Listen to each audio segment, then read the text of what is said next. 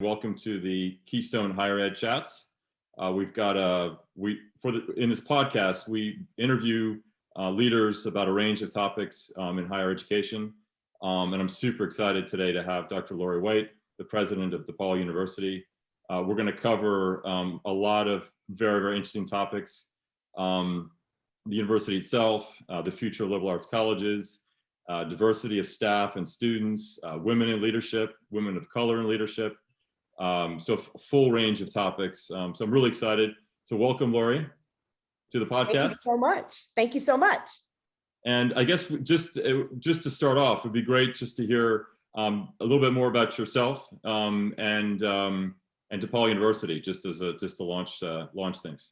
Sure. Well, let me talk first about Depauw University. We are a liberal arts college located in rural Indiana, central Indiana in Greencastle. We have 1,800 students that come from all across the country and the world. And we are known probably most for our focus on creating, as our motto said, leaders that the world needs. A little bit about myself. I'm originally from San Francisco, California. My family is a family of educators. My father was a college professor. My sister is a college professor. My mother was in the helping profession. She's a nurse by training. And I have another sister who's a singer / actress / paralegal / scriptwriter. So that's a little bit about me. Okay, now thanks for that. And I'm looking forward to going a little bit more into your background, but just a little bit more about Depauw University. Could you just sort of tell us a little bit about sort of Depauw University's, kind of unique selling points versus other liberal arts colleges in the United States? It'd be great to hear about that.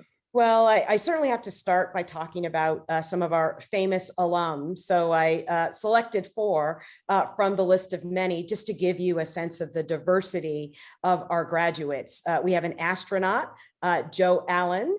We have a famous writer, Barbara King Solver. Many of you are familiar with her books. A civil rights activist, Vernon Jordan, who sadly just passed away.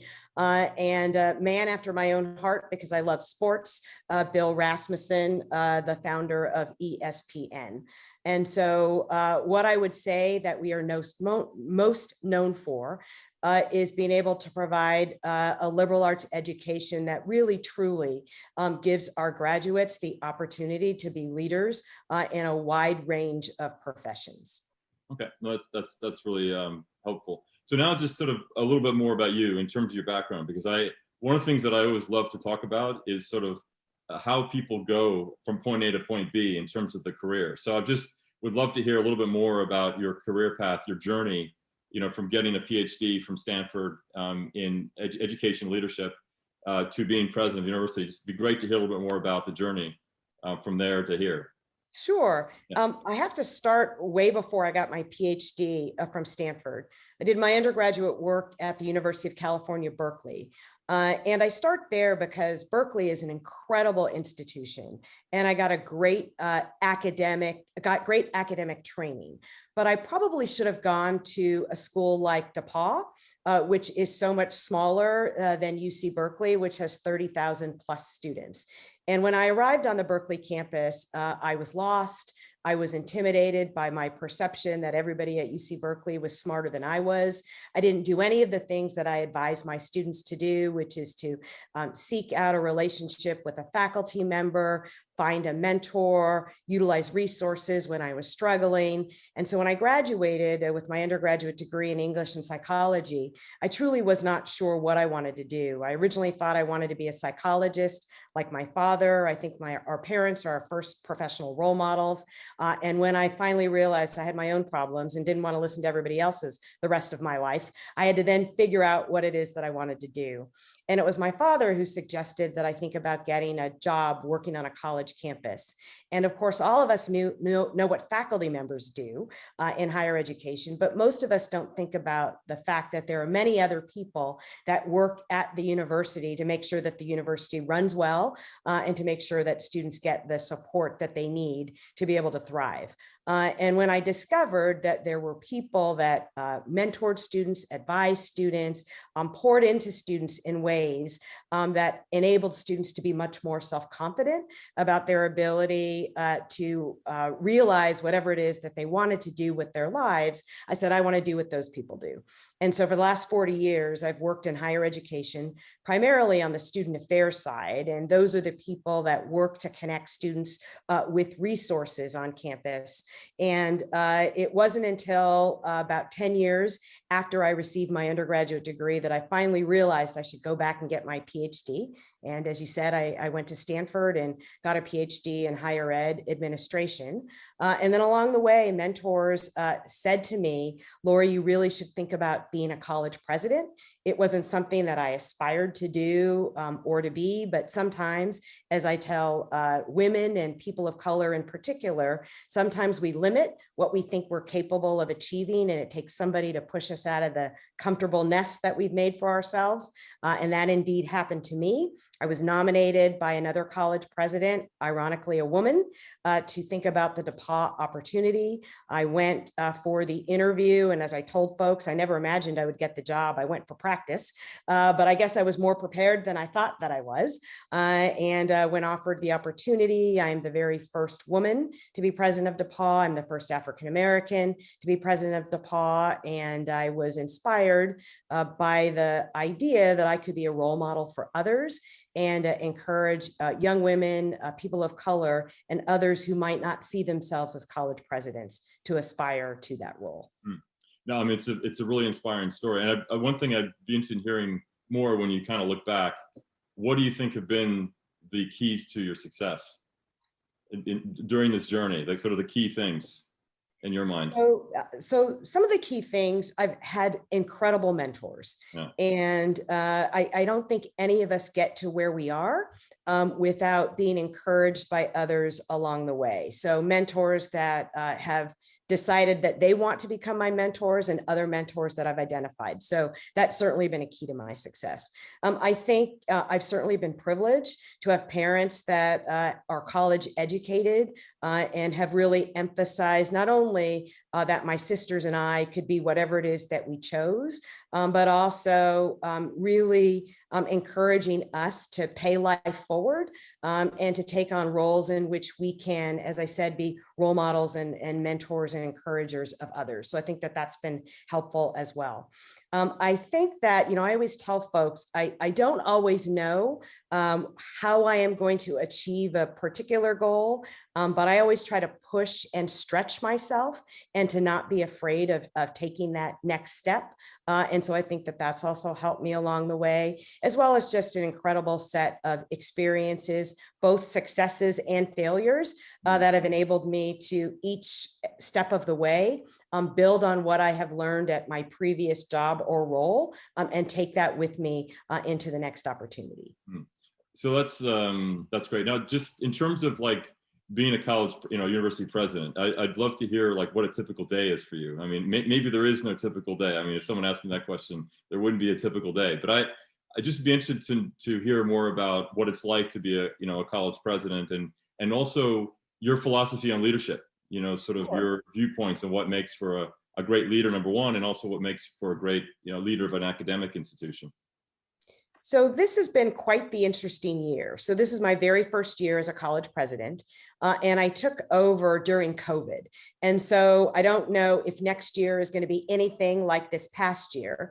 And let me tell you a little bit about some of the challenges that I was faced with coming into the role as president of Depauw.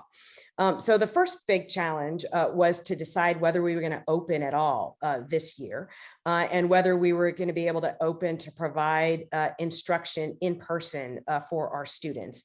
And, the evolving health issues related to COVID initially didn't really give any college president a clear path as to whether we should open or not. And so we made the decision to open for two reasons. One is that students were telling us that they wanted the opportunity to be back on campus. And so we wanted to provide that opportunity for our students. We're a 100% residential university.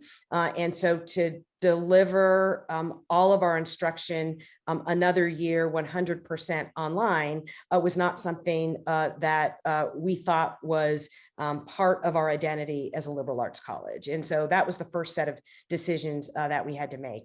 We certainly had to then figure out along the way how we made sure to keep our campus healthy and how to manage any COVID outbreaks. So there were a whole set of decisions related to that. And we also had to think about what the financial impact would be of whether we opened the campus, opened partially, how much money we were likely to lose, and where we were going to make up those gaps. We had to make decisions on whether we were going to require all of our staff and faculty to be back on campus or in person. I also had to think about ways in which I could begin to create relationships with my faculty, with our alumni base, with our students virtually. Because typically a new college president would jump on an airplane and start meeting all of their alums across the country and across the world. And of course, I couldn't do that. So I had to figure out other ways in which I could connect with people. And then I had to figure out a way to just keep the campus running and operational over the most unusual year. So that's just an example of some of the decisions that I faced in my first year as a college president. And in terms of leadership, though, I mean, what's your? I mean, I just love to hear kind of your philosophy on leadership. I mean, you've had all this leadership experience over the years, and I know myself. You start to build a little bit of a playbook, and you kind of learn. You kind of you sort of develop your own sort of leadership style. And so I'd just be interested to hear sort of your leadership style and your playbook. Sure. So I would probably, let me articulate this in the way that I think if you interviewed anybody who's ever worked with me or for me, how they would describe me as a leader. So some of the things that I think people would say about my leadership style is that I'm very collaborative, because I don't believe that, you know, a leader can be successful as an individual, that a leader has to bring or create a strong team around them. And so I know that I have particular gifts, but I don't have all the gifts. And so I always want to make sure that I assemble a team where we can complement one another. And so collaborative leadership, I think, is something that has served me well throughout my years as a leader in higher education. I think folks would also tell you that I'm an effective communicator. I very much believe that leaders are successful when they can be clear and transparent in their communication. And one of the pieces of feedback that I heard from folks on the Depauw campus was they really were looking for a president who would regularly update them about what the critical issues were on our campus, what kinds of ways in which they could be involved with decision-making and strategic planning. And so I think clear, effective, and transparent communication is very important. I also think that I'm a leader who is focused on building relationships with others. I really think that I can be most effective if folks feel that they can bring issues, challenges, problems, and ideas directly to me. I never want to be one of those leaders that is so high up that, you know, an individual, regardless of where they are in the organizational chart, doesn't feel that they can reach out to me directly if there's something that they want to communicate with me. I think folks will tell you that I'm not afraid to admit when I don't know something or when maybe I've made an error or a mistake. I think it's really important for a leader to be their full, authentic self. And I don't want anyone to think that I think that I know more than everybody else does. There may be some things that I know more about, but I don't know everything. And so I think it's really important for a leader to admit where they have their strengths and where they're still growing and developing. And then lastly, I am really committed to, as I said earlier, paying life forward. And what that means for me is that I'm always committed to investing in the next generation of leaders. And so my assistant laughs because every day she says, Lori, somebody calls and says, I'm Lori's mentee and I need to, you know, set up an appointment with her. She says, I have never known anyone who knows as many people as you do. Oh, that's great. I mean, one of the things that of course is I know is very important to you is women in leadership and women of color in leadership. So I'd love to hear a little bit more about, you know, the reasons behind that. Why is this so important to you, you know, as a person? Just love to hear more about that because it is something that yeah. And I didn't mean to cut you off. Go ahead and finish the question. No, I got so excited about answering it that I just wanted to jump right in. That's like, I'm done with my question. I'm excited about the answer. I was raised, but my parents were divorced when I was 8. And I'm really close to both of my parents, to my father, who passed 3 years ago. But it was my mother who raised me and my sisters. My mother's an African-American woman. And from her, I really saw, how a short, sassy woman could just take over the world. And she really instilled in me and my sisters, as I said earlier, that we truly could dream to be whatever it is that we thought we could be. And so, she was my first role model as a female, as an African-American, who really taught me that whatever I could dream, I could make a possibility. And along the way, I came to realize that not every young woman of color had the kind of role model that I had in my mom, and didn't develop early on that same set of self-confidence that my mother instilled in me and my sisters that they truly could achieve. And when I realized that, when I was growing up, I thought, the whole world grew up the way that I did.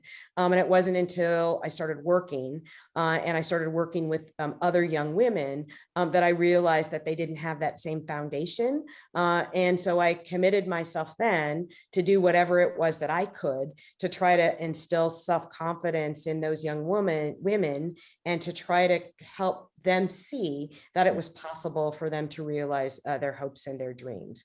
And in fact, when I was wavering on whether I would accept the offer if it came forward from Depauw to be Depaaw's president, I remember being on campus and being in a building where they have the portraits of all of the former presidents. And I'm president number 21. And I looked at number 1 through 20, and they're all white men. And I saw the blank space where number 21, my portrait eventually is going to hang. And truly, I heard this voice from above say to me, Lori, your picture needs to be there. And said, it's not about you, but it's about what you represent for future generations. And so that's when I understood that I was obligated to say yes to the offer, because it was greater than me. It was really about me being able to create a path for others. No, that's right. I mean, it's, certainly we've spoken, I think, twice before this, and certainly the word I would use for you is not only inspirational, but a real trailblazer. And one of the things that when I was looking at statistics, only 20% of like the top 200 university presidents are women. And I'd love to hear why you think that's the case. Why isn't it at least 50-50? Well, so here are some of my experiences. So a job announcement comes out. A stereotypical man will look at that job announcement, and let's say there are 25 requirements. That stereotypical man might say, I have 5 of those, but I'm going to apply for the job anyway, because I believe I can do it. A stereotypical woman will see there's 25 requirements and say, well, I've got 20 of them, but until I get the last 5, I'm not going to apply for that position, right? And so as women, we need to understand that we may not have necessarily all of the on paper requirements for a particular position, but that doesn't mean that the experiences that we've had to date haven't well prepared us for that opportunity. And we've just got to be a lot more confident about our ability to step out there and take on new responsibilities. I said earlier that, I never imagined that I would one day be a college president. And in retrospect, I don't know if it was because I wasn't sure I wanted to do the job or because I didn't think I was yet ready. And it took another woman who met me at a conference, who thought I was ready to nominate me for the Depauw position. If she had not nominated me, I don't know that I would have on my own submitted my materials. So I think part of the challenge for women is we just have to be a lot more confident about the skills and experiences that we do have that will enable us to step into the presidency. And what do you think, I mean, what are things that, because on this podcast, the listeners, there are a lot of leaders on this podcast, and there are a lot of male leaders on this podcast. So I'd love to hear, what else can be done, to inspire and encourage more women. What can be done from the male standpoint, put it that way, to get more women, encourage more women, inspire more women to take on leadership roles. I appreciate you asking me that question. And you'll recall I talked a lot about mentors in my life. Yeah. And, it is often the case that we choose to mentor people who look like us because we want to replicate who we are in encouraging people to go for positions that you and I have. And so one of the things that you and others can do is commit yourselves to mentoring people who not only look like you, but people who don't. And I've been lucky to have mentors from across the spectrum in my life. And I've tried to do the same. I mentor all comers, people who look like me and people who don't. But I think that that's really, really important. So for men in particular, to mentor women and to encourage women to take on positions where they might be trailblazers, where they might be the first one, because sometimes until somebody taps us on the shoulder and or gives us the encouragement that we're capable of doing that, we're not going to step forward. It's also important to make sure that we get connected to those networks that enable us to develop the skills and experiences so that when we are tapped, we are ready when called, because I think sometimes women don't get into those quote unquote old boys clubs. And so it's really important that men give us access to those all important networks. No, this is great. So, I mean, I think the big learnings for me, at least on this, is one, and I think for everyone on the call, one, parents make a big difference. So in terms of upbringing your kids, it's a good message for all of us that we can make a real difference in the paths that our kids take, the paths they take. So we can really be inspiring for them. And then the second thing is that all leaders can make a difference in the careers of individuals. And I think it's a responsibility, I think, of us leaders to identify talent and encourage that talent forward, no matter what, Absolutely. No matter what their backgrounds are. So I think these are some very wise words from you, on this topic in terms of, leadership and women in leadership and that sort of thing. Now, one thing I know, which is very important to you, and I've been, as I've been talking to other, college presidents and deans, I know that diversity on the campus is very important. Diversity of staff is very important. Making sure that the staff reflects the student body and that the student body reflects the nation or the region or whatever. I'd just be curious to know, like, what are your initiatives at Depauw to really ensure that you have as diverse, a student body and diverse a staff as possible? Love to hear more about that. I also appreciate that question because, it's something that is really important to me and really important to our university. And I like to articulate those as aspirational values and goals because, I don't know any college or university in the United States that doesn't have diversity as part of its mission statement, as part of its strategic plan. And for almost all of us, they are aspirational goals because none of us are as diverse of an institution that we need to be. And so for me, it starts with articulating this as a value, getting out there and identifying talent and encouraging that talent to consider Depauw either as a place to study and or as a place to work. And it's more than just encouraging people to come here to study and to work. It's also making sure that our campus experience is one that fully supports all of our faculty, staff, and students to be what I call their full authentic selves, to be able to feel that they can show up as whoever their identity is, whether that's African-American, whether that's Latinx, whether it's a student who's undocumented, whether it's somebody who identifies as LGBTQIA, whatever that identity is, I want to make sure that they feel completely supported and comfortable on our campus and that they can access all of what our campus has to offer. And we still have a way to go. because if you interviewed students of color on our campus, they would tell you that they don't always feel 100% comfortable at Depauw and or off campus. And so there's lots more that we need to do to demonstrate that we value every single member of our campus community. And let me just give you one example of something that we did recently that I'm really, really proud of. So Dr. Percy Julian, and I want everybody to go and Google Dr. Percy Julian, was a very famous chemist, African-American, whose family is from here in Greencastle, Indiana. He received his degree from Depauw way back, I think it was in the 1940s. And then once he received his PhD, he came back to Depauw and wanted to be appointed to our faculty. Well, our faculty did not vote to appoint him because he was African-American, and they used the phrase, the time was not right. And so he was a member of the Depauw staff, I think for 2 years as a researcher, but he was never appointed to our faculty. Well, when I discovered this, I went to our chemistry department and asked them if they would consider appointing him posthumously to their faculty, which they agreed to do, and then forwarded that recommendation to our board. Our board voted at their board meeting in May to appoint him posthumously to our faculty. So that's just one example of, many I could share about ways in which we are trying to rectify past wrongs and also send the message that this is a place that fully affirms diversity. And so, I'm proud to say that from here on out, Percy Julian will be known as a member of our faculty. Oh, that's a great story.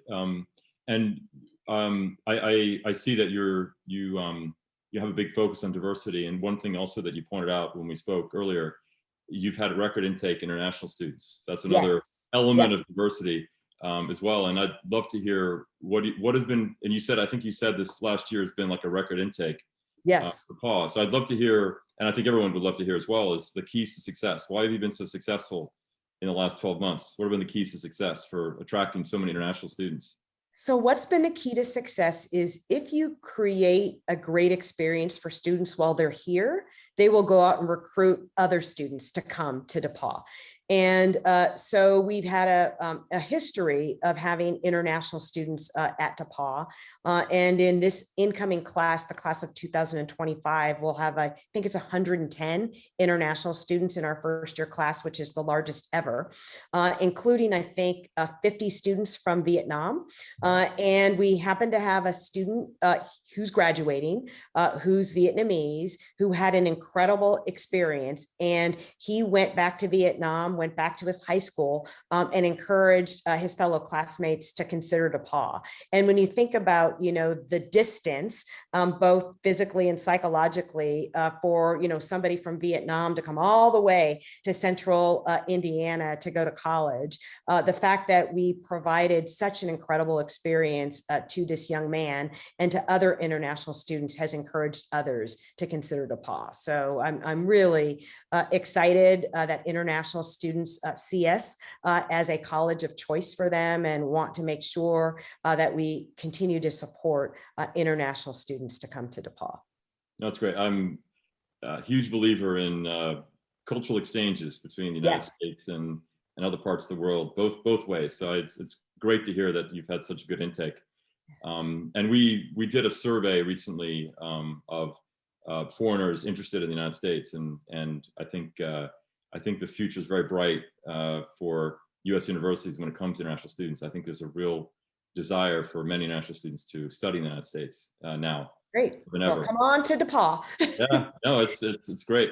Now, obviously one of the interesting topics, just switching gears a little bit, is the future of liberal arts colleges, and I think that's a really, really important topic, and one of the the core topics. But these other topics we talked about are just so critical. But I definitely wanted to cover this because I think when I've been looking, and we talked about this before, but when you look at the statistics, what you see is that the number of high school graduates, the number is falling in the United States, and so there are fewer people applying to colleges, domestically, and so the competition, of course, among liberal arts colleges and other universities is increasing.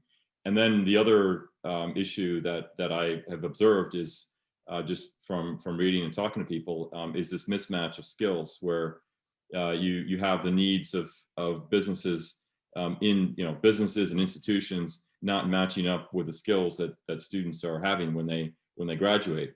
So I'd love to hear one, do you agree with this assessment, or what are your views on these things? And two, what are you seeing these trends, and sort of how also and how is Depauw sort of managing these trends? How are you navigating through these things going forward?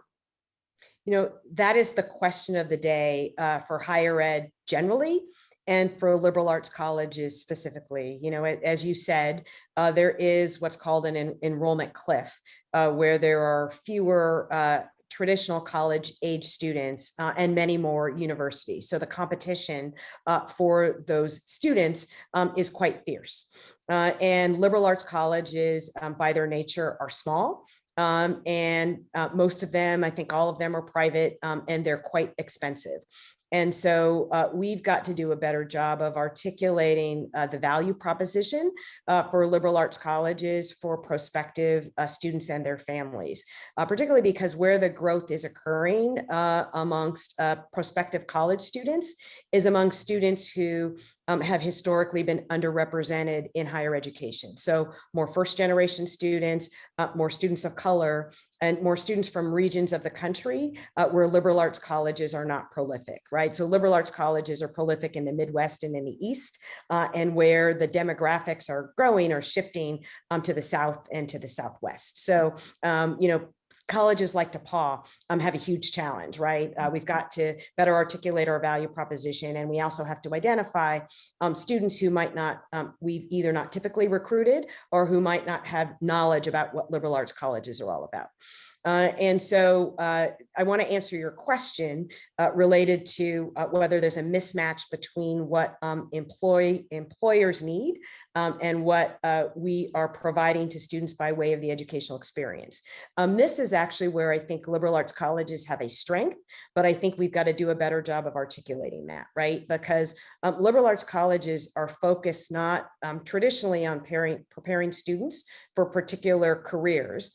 What we're focused on is really preparing students to live a life that enables them to shift as careers shift, grow, and change. Because what we focus on is preparing students to be critical thinkers, preparing students to be able to to analyze problems, preparing students to be great communicators, preparing students to think about creatively and innovatively responding to issues, problems, and challenges, and creating students to live and work in diverse communities. I think all companies, corporations, organizations want graduates who are prepared to do all of those things, right? But what's hard to sell is, particularly if I'm a first generation family, I want to make sure that if I'm going to pay all of this money for a college education, that it's going to lead to a specific job.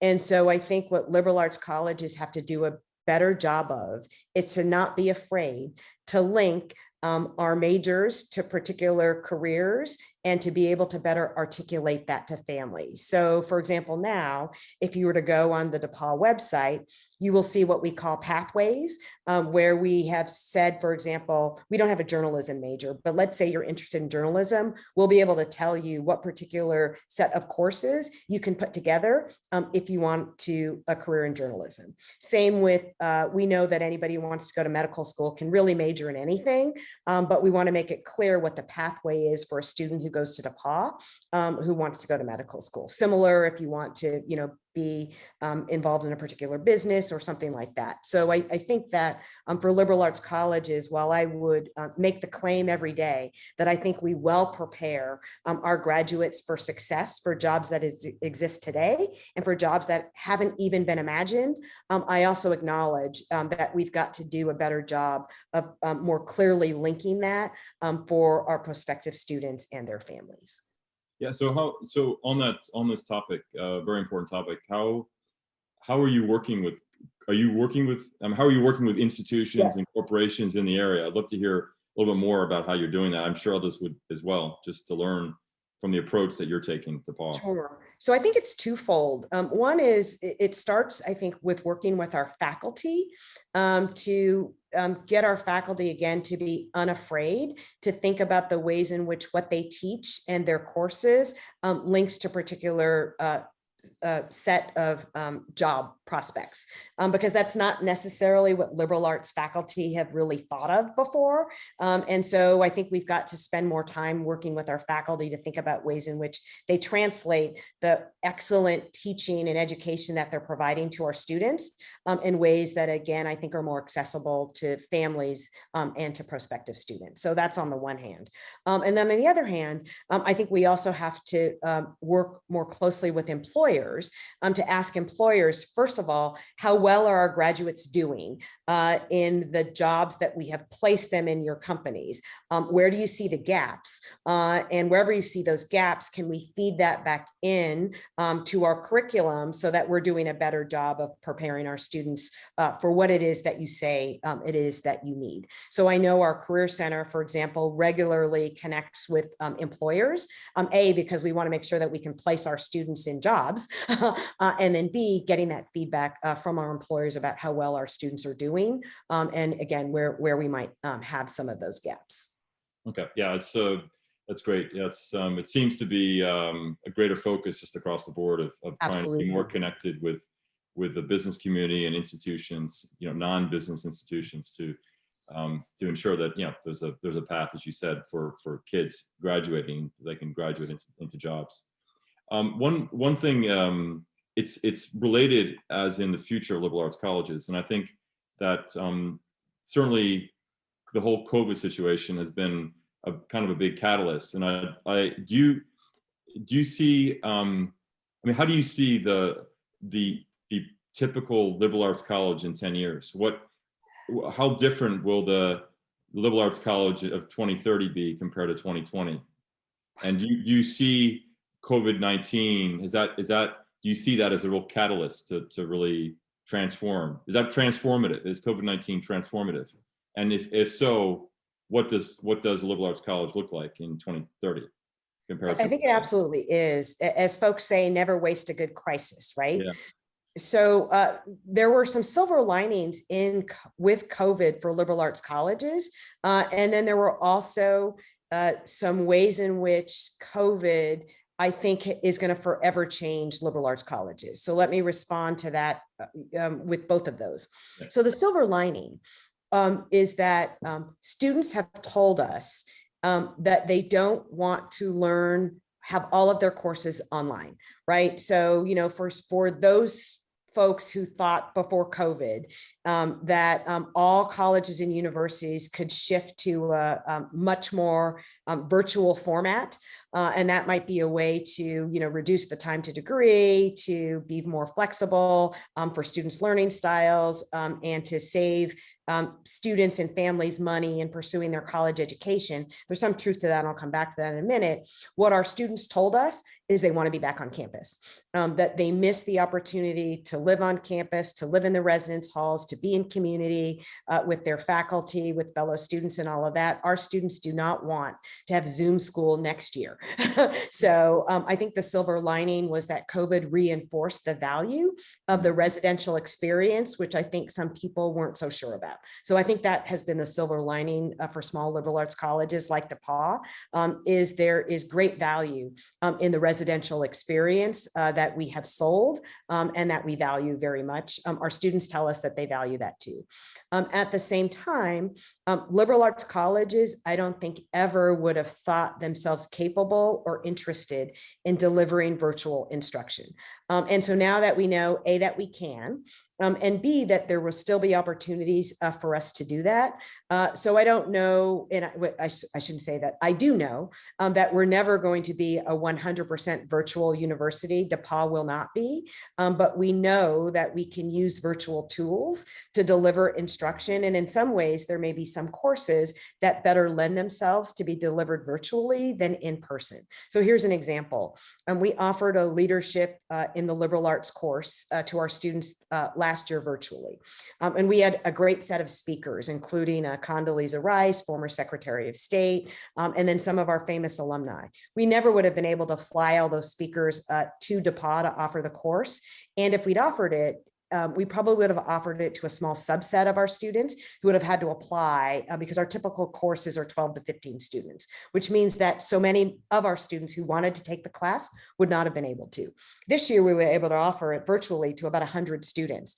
And so I could see us continuing to do those kinds of things while still staying true to our 12 to 15 small seminar class style. That is the hallmark of the liberal arts education. So in 10 years from now, I think you'll see that we'll still be fully residential and we'll have a hybrid educational experience where most of our classes will still be in person, but we'll still have a subset of our courses that might be offered virtually.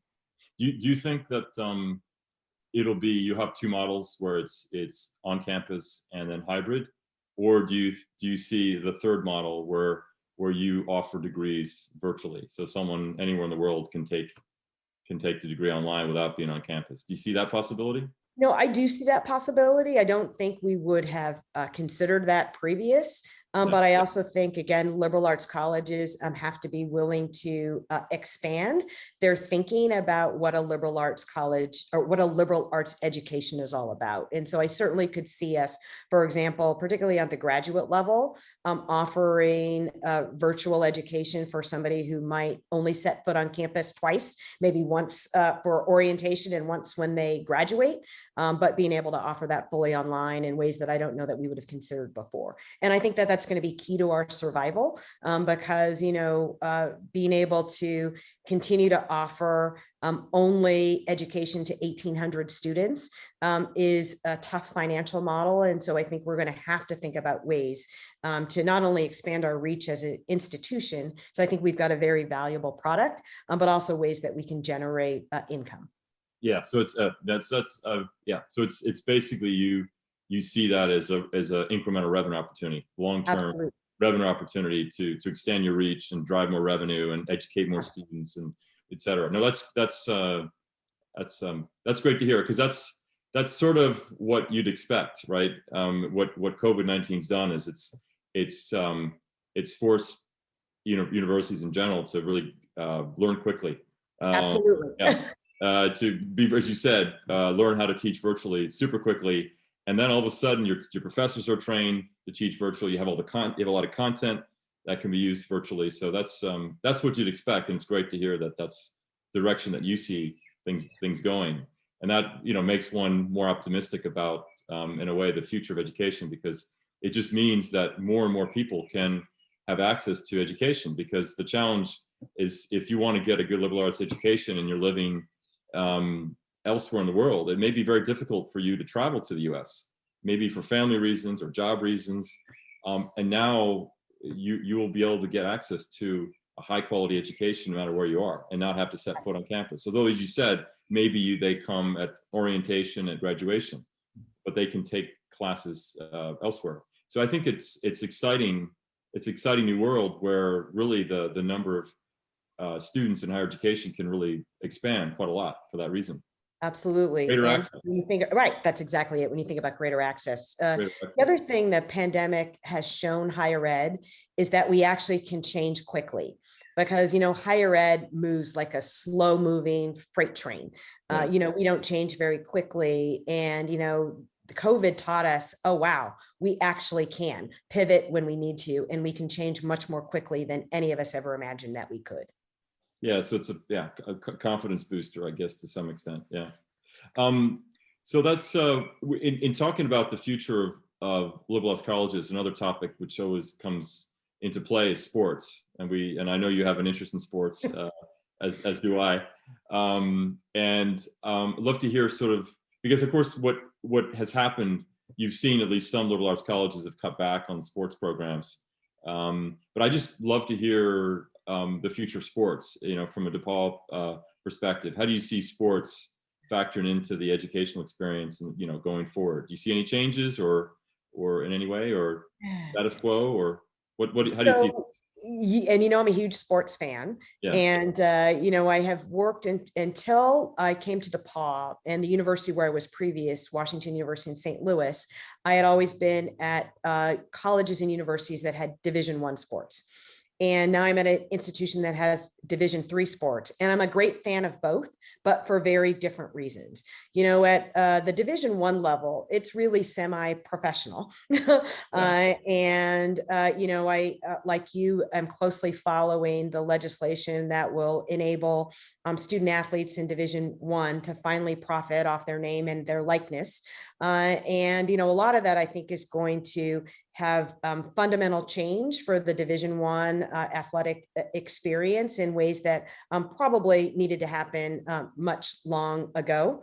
And I also think that, at the Division I level, particularly for I don't want to call them the marquee sports, the sports where students are more likely to go professional, that it's very difficult to be both a student and an athlete. And while I know that, many institutions, particularly my alma mater, Stanford, do a really good job of creating opportunities for students to compete at the highest level and to also be a student, that's difficult at most Division I institutions.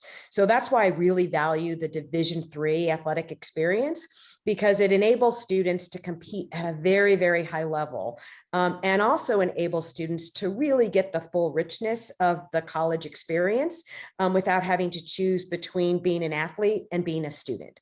Athletics just adds so much to the spirit and sense of community at a Division III institution that I really love the fact that we have, I think, it's probably 40% of our students who are student athletes playing in, any one of our sports, as well as enriching the rest of the student community through their involvement in, fraternities and sororities and student clubs and organizations. They're able to get involved in research projects with faculty, they're leaders on campus. So they really enrich the experience, not only for themselves, but for all of the rest of the students on our campus. So I'm a huge fan of Division III. And, we've probably had one student go on to the pros. In fact, he works on my team as the vice president for student affairs. He had a stint with the Dallas Cowboys, but it's not typical for a Division III athlete to go to the pros. And so they really can concentrate on, enjoying the competition that they might have enjoyed in high school, but also knowing that they're probably not going to play pro. And therefore, that enables them to get involved in other things on campus.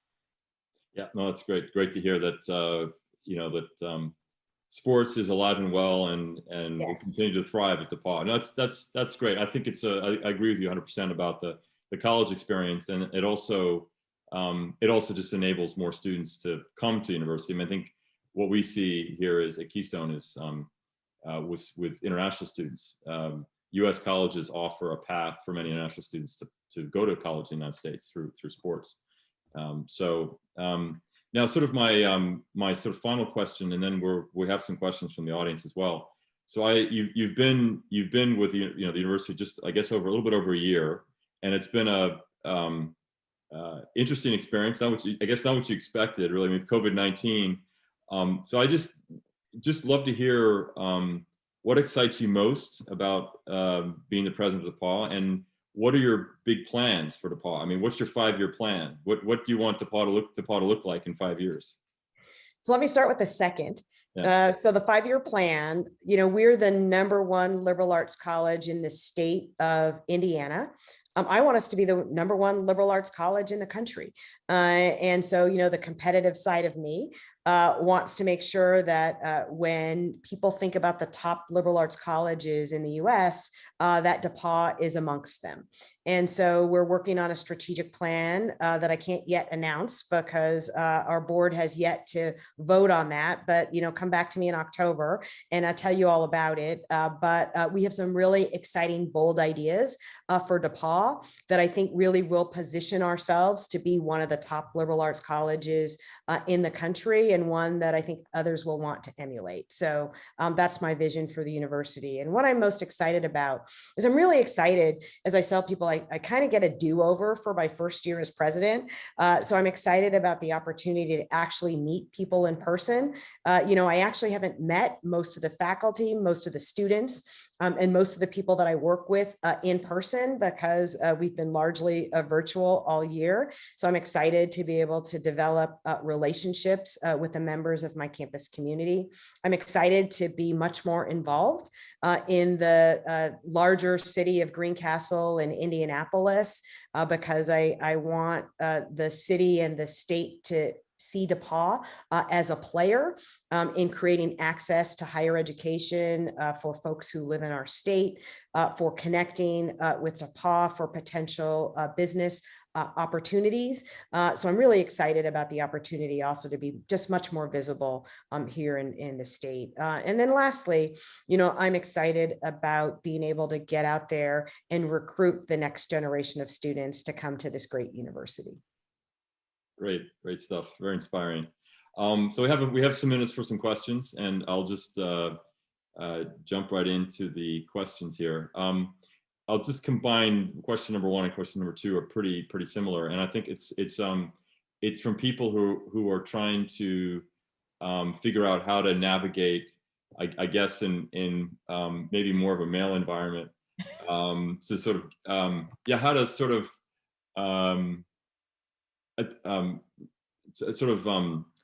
achieve what you want to achieve in the workplace, when it's more male dominated, how to achieve that. How do you work with your leaders and superiors to actually, so it's a very kind of concrete, practical question of how to do it. And obviously you've had tremendous success, so love to hear your answer on that. So I've got a couple of pieces of advice. The first is that, there are still days when, I am overwhelmed by the sheer set of responsibility that's been entrusted to me as the president of Depauw. So I believe very much in affirmations. And so, get up every morning, look yourself in the mirror and say, I am enough, right? Because then that enables you to walk out that door, with your battle clothes on, and deal with whatever it is that is presented to you in that particular day. So, start with the affirmations, because sometimes you have to gird yourself for the fray. Number two is, I have found that people see you differently when you tell them what you aspire to be. And so when I got a new boss at Washington University in St. Louis, who was great, the new chancellor, Andrew Martin, I said to him, I want to do what you do one day. I want to be a college president. And quite honestly, I wasn't sure at that point when I said it, whether I wanted to do that or not, but I wanted him to see me as somebody who aspired to take over his job. And so, I think when you put that out there, the people for whom you work, and the men will see you in a different light, because they will then see you as somebody, in my opinion, who's worth investing in, because you have put out there what it is that you aspire to be.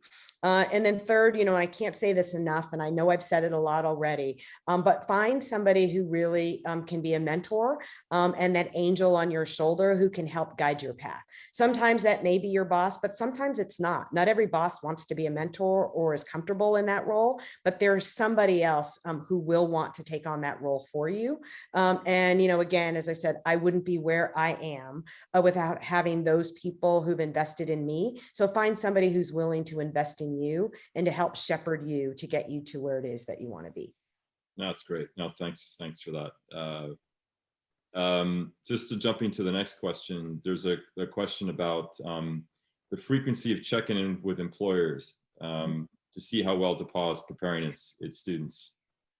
And then the second related question is, what is the future growth for higher education? What areas do you see growing? But we take the first question, just the frequency, I guess, of. Sure. So I have to say, I can't give you a good concrete answer for that, because where that would likely occur, or where that does occur in my operation, is through our career center.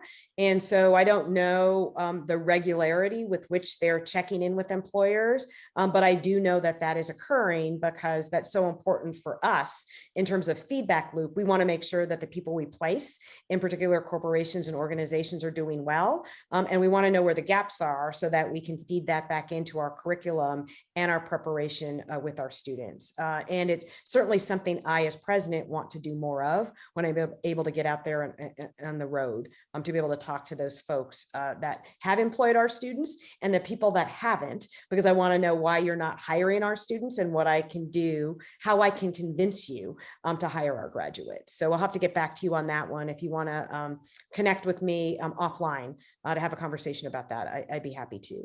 And then what was the second part of the question? There was it's about the areas of higher education. Oh, yeah. What areas of higher education do you think are going to grow the most in the coming years? Well, I think, you have to look at the trends right now with respect to where the jobs are growing. And so certainly, anything related to technology. And so I think, any higher ed institution that is not preparing their students to be technologically savvy is not preparing their students well.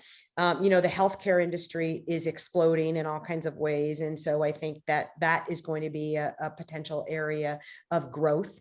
And I think that's something that we have to be mindful of. And I think anything, I'm going to put it under the general umbrella of innovation, but I always like to say, there are jobs that we can't even imagine that haven't yet even been created. And so what we have to be able to do is teach our students to be creative, to be innovative, to be able to pivot, because, when I grew up, there was no such thing as the computer, the internet, any of that, right? So there was no way that, UC Berkeley could have provided me with a specific education to run a computer. But what they could train me on is how I could learn how to learn better, how I could anticipate and be innovative and creative when this new technology arrived on my doorstep, right? So I think we've got to be able to prepare our graduates for just a rapidly changing world. No, thanks. That's great advice. And then I think for the last question we have time for, the question is, do you think having a student diversity panel? I guess the question is, what do you think about having a student diversity panel? Maybe Depauw has one, I don't know, but what are your thoughts on that? Oh, I'm not sure what is meant by a student diversity panel. Well, do you think having a student diversity panel where students from underrepresented backgrounds able to represent students like themselves in their institution? Oh, yes. That was the idea behind it. So be able to inspire the university to become more diverse as an institution. That's the question. Yeah. So we actually have that in lots of different ways. So students are very assertive about their experiences, what works well for them, what doesn't work well for them, how we can improve things. So I would say that happens through our student government, through lots of our diverse student organizations that exist on campus, through students, and I tell them this all the time. I said, sometimes higher ed is slow to change. And many of the changes that we see have arisen because of student advocacy. So there will be times, students, when you're going to protest on the lawn, when you're going to demand to march up the steps to my office and see the president because something isn't working in the way that it should. So, my background is through the student affairs ladder in higher education. And from that, I have really learned the importance of student voice and listening to students and responding when students tell you something isn't working well for them. So yes, I very much believe in, student panels, however you want to define them, but defining them in a way that I am regularly in touch with students and hearing from them what works well, what's not working well, and how we can improve things to make the experience better for them and for students who come after them. Oh, thanks. There's also not just some questions, but some very positive comments about you. So thanks everybody. Inspiring, amazing. So beacon of hope. These are some of the words that I'm reading here from the Q&A. So I think it sums it up very well for me, certainly, and I'm sure for everyone who's listening in. Really appreciate you taking the time with us today. I know you've got a very busy schedule, so really appreciate passing on all your words of wisdom, being an inspiration for many. So I just want to thank you, Dr. Lori White, for your time today. Well, thank you, Eric. And I was so flattered to be asked to be one of your guests. So really, really thank you for the time and the opportunity. And thanks for those of you who tuned in, and hope we can stay connected in some way. Yeah, definitely want to stay in touch, and look forward to hearing about your 5-year plan. So we'll Absolutely. come Check back back to in with me in October. Absolutely. Yeah, sounds good. Okay. Look forward to hearing about it. Thank you so much. Okay. Take care. Sure. Bye-bye. Bye.